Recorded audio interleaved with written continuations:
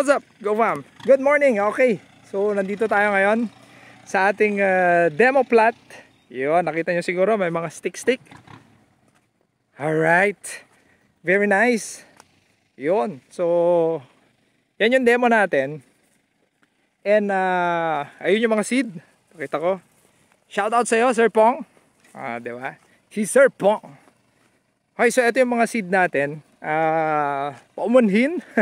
Hindi naman pwedeng sabihin yung mga seed na nandito, pero tatlo yon. Meron tayo ng Bayer, Syngenta at saka yung Pioneer.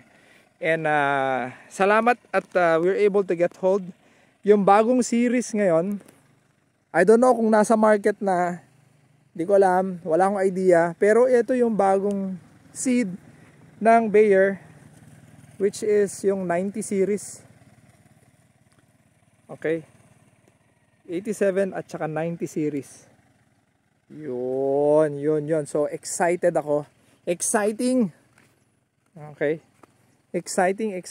So wag niyo na po akong tatanungin kung saan makakabili kasi hindi ko pa alam kung anong magiging resulta nito, at saka hindi ko rin alam kung available siya sa market.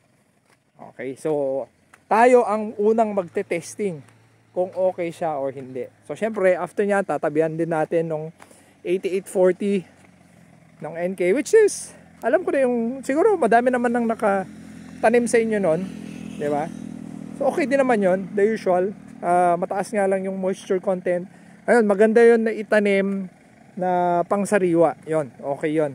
Tapos yung Pioneer meron tayo sigurong meron lang tayong i-experiment doon kasi alam naman natin na ang Pioneer mahina sa FAO. Hindi ko alam kung mag-agree kayo or hindi, pero based yan sa aking experience dito sa amin. Pero meron tayong gagawin doon. Tara natin na solusyonan ng mga chemicals na pwedeng i-spray. Okay, so yun yung mga binhi nandyan. So yung pagtatanim nito is still farmer's practice. The usual yung spacing natin na 25 cm, tapos between distance between hills nasa 65. Okay, 65. Okay, so yon, tiyagaan lang kasi nga syempre tig to 12 rows. So karga diskarga ng mga seed natin dito. Ayun si Kuya Jimmy at saka si Mang Danny. Diba? Ayun, no? Parang busy si Mang Danny, no? Ayun. So karga diskarga. So ganyan pag nag-experiment talaga kailangan tiyagaan lang.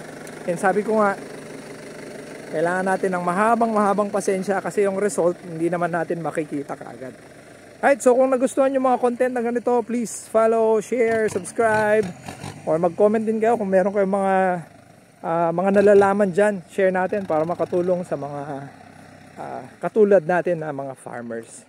Yun, so ingat ka lagi, Go Fam.